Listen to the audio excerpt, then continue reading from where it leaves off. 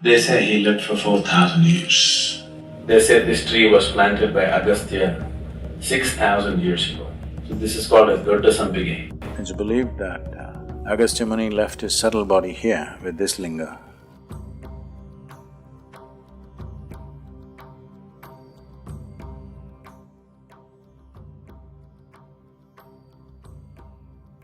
The first transmission of yoga happened on the banks of Kanti Sarovar, about 6 to 7 kilometers beyond Kedarnath. It's called Kanti Sarovar. Kanti Sarovar means a lake of grace. It was named as the lake of grace because it's on the banks of this lake the first yoga program happened, somewhere between 12 to 15,000 years ago. Adiyogi, when he appeared in the upper regions of Himalayas, people gathered in thousands because his very persona was such that it attracted people and everybody sat down. But he said nothing, he closed his eyes and sat. People waited. So he simply sat there for months on end, unmoving. They realized that if someone has to sit like this, he must be beyond his physical nature, otherwise he cannot sit like this. Only 7 people identified this and they stayed back.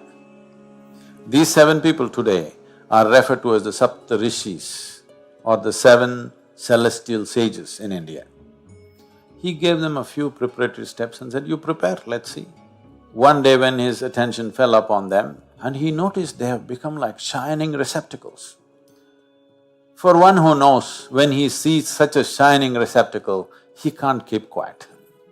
He saw these people are really ready, and then he sat down on the banks of Kanti Sarovar and started expounding the science of yoga. To assimilate this science, to assimilate this knowing, and to integrate that into the human form, they went into long periods of hibernation. The most prominent of them, one who is very, very significant for us, the one who chose to travel south, Agastya, or one who is known as Agastya Muni, went into his sadhana in a subterranean space. The legends say that he stayed there in the subterranean space in a mode of hibernation for thousands of years. And then when he came out of it, having completely integrated the knowledge as a part of himself and his system, not as a intellectual property, but as a reverberating process of his own human system, he decided to fulfill his mission of going south. And of all the 7, he became the most prominent because of the vigor with which he spread this across the southern part of the subcontinent. He set up probably over, from what I have heard of, over 700 ashrams in the country. Many small places, that's not counted, proper ashrams where sadhana went on and he established some kind of a guru in the place and so that sadhana could go on. Over 700 ashrams he established around the country to make spirituality a part of everyday life. The depth of understanding and how he went about his work, with the energy and the wisdom with which he handled everything is quite superhuman in many ways. In many ways, Agastya is, you can say, you can call him the father of South Indian mysticism. Yoga came in a particular format to South India, to Agastya.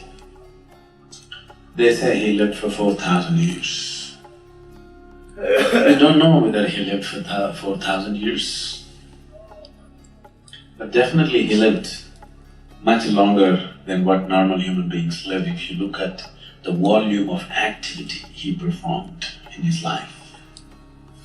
It doesn't look like he died in 100 years' time. At least 400 years he must have lived, because the volume of activity he has performed is not possible within a certain limitation of time. Today we are jetting around and driving around, so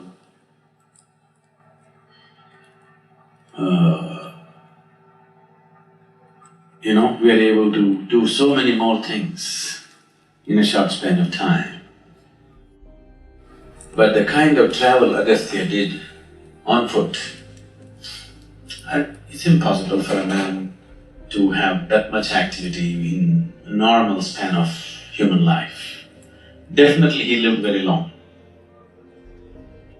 maybe 400 years and maybe 4,000, or people just added 1 zero because actual zero. But he did incredible things. He was the one who sort of tamed the anger of Kartikeya. Kartikeya was Shiva's son, so he got very angry and he wanted to go away from his father. So he went down south in great anger and he became a warrior. In many ways an unmatched warrior, and he went about conquering. Conquering, he didn't conquer to rule. Whatever he thought was unjust, he went about slaughtering. Because he felt his parents have been unjust to him and he wanted to create justice. When you're angry, everything feels unjust, isn't it? Every small thing, you think some great injustice is happening to you when you're angry. So he felt so much injustice in the world, so he found a lot of people to slaughter. So he fought battles and battles and went down south. It was Agastya who made this anger into a means for enlightenment. And finally he found his rest in Subramanya. So for the last time he washed his sword at Subramanya, settled down there for some time and then moved up Kumar Parvat, where he attained Mahasamadhi in a standing posture. So this great art of transforming Kartikeya's anger into a means for his enlightenment was Agastya's work. And all the siddhas of South India, they are very much in the tradition of Agastya. In a way, everything that I do is just a small extension to Agastya's work. He built a colossus of a place, we are just adding one extra room to it. Because this South Indian mysticism has a different flavor, that's because of Agastya. So he took up the maximum territory compared to the other six and went about transforming this in many different ways. He ensured that some element of spirituality is in everybody's life. It may be going away, but still, if you just look at the last generation, even today it's very much there. Even a simple peasant in South India or anywhere beyond Uttar Pradesh, anywhere down south beyond that, you will see even a simple peasant has some element of spirituality in him. This was Agastya's work.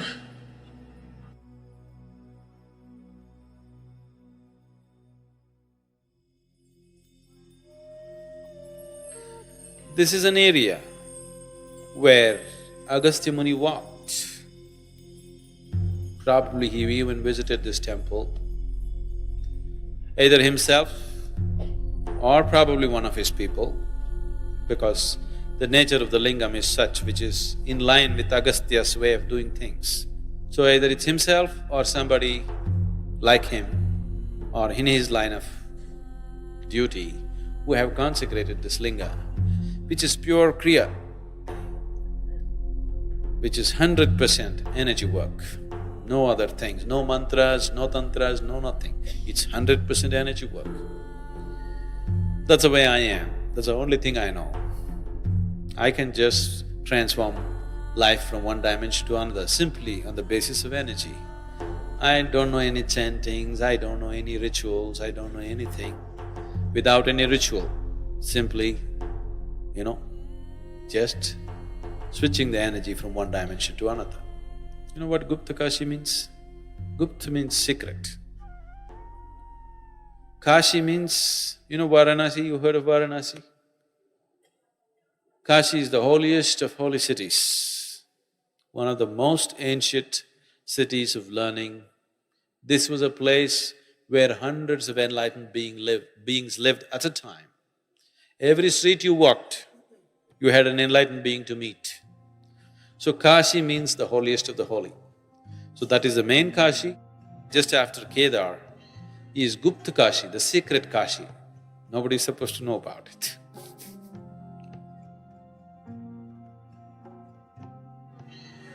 There are a whole lot of stories like this about Agastya's journey down south. When he was going down south, he met Vindhyachal. Vindhyas is another mountain range in India, a much older mountain range than Himalayas. Himalayas is a geologically very young mountain. So Vindhyachal is a much older mountain, among the oldest in the world. So among the mountains,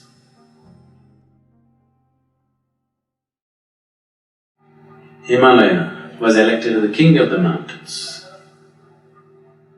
So when Agastya was going down south, Vindhyachal was angry and he stopped Agastya and said, how can you do this? How can you make Himalaya the king? He's just a child compared to me. How could you make him the king? Now, Agastya knew when a mountain gets angry, it can be bad. When a man gets angry, it can be pretty bad. When a mountain gets angry, we don't know what he will do. Now, when Agastya sat down, because Vindhyachal was very devout, he bowed down to Agastya. So Agastya said, just stay there. Stay there, I'll go down south and come back. Then we'll look at your issue. So Vindhyachal remained bowed down, waiting for Agastya to come back. Agastya never came back. Next time when he came north, he went the other way, through Jagannath Puri, just to avoid Vindhyachal, so that he remains subdued, that he doesn't erupt as a volcano or something. So Vindhyachal remained he is small because he's bowed down. Himalaya is tall because he's standing up and still growing. Anywhere in the Deccan Plateau if you travel, almost everywhere, you will see in some village somebody will say, this is a cave where Agastya meditated, this is a place where Agastya did this. Of all the places in BR Hills, it's called Piligiri Rangana Betta in Karnataka, in Chamarajanagar district.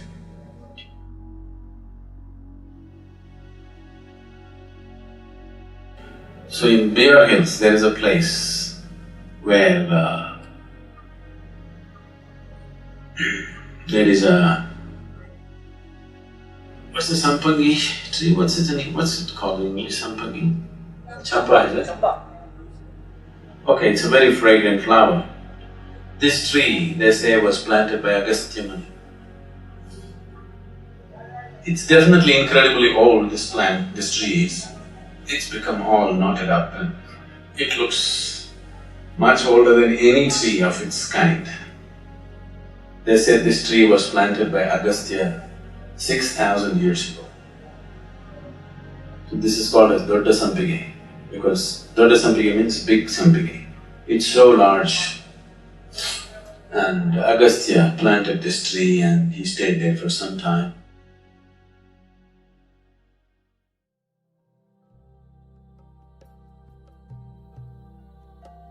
In the Kaveri, this is the midpoint. So, they identified the exact midpoint and Agastya Muni consecrated a linga which is originally actually made of sand mixed with some compound of those days, traditional compound. So it's a sand linga which is still intact, not only physically intact, in every way intact. This is seen as the navel of Kaveri because it's a midpoint and whatever he did, I wish I had more time to spend here, but it's just blowing away as if it was done yesterday.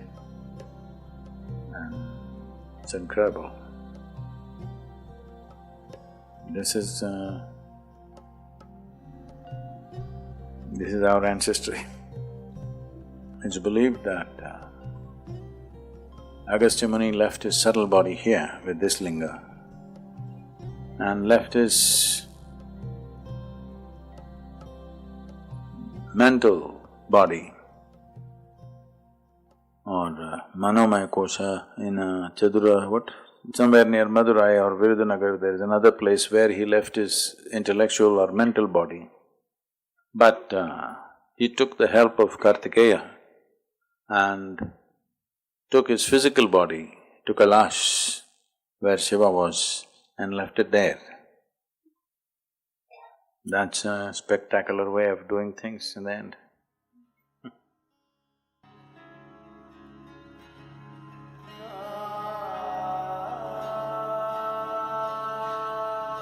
Kailash is like a tremendous spiritual library for me.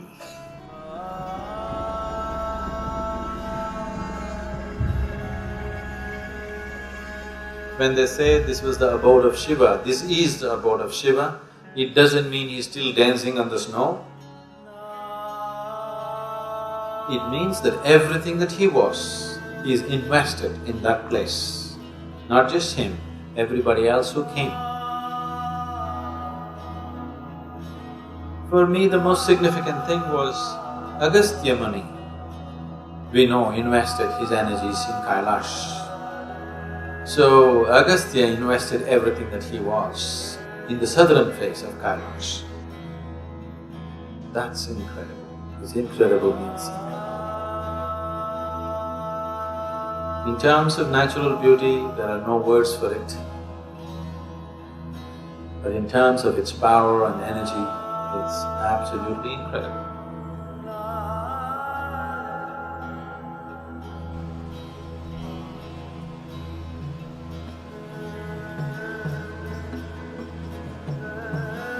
So Agastya is the source of everything that is southern mysticism.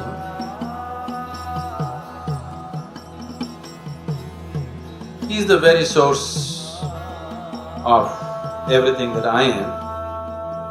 You can say, I'm just a fingernail of his, scratching your life right now.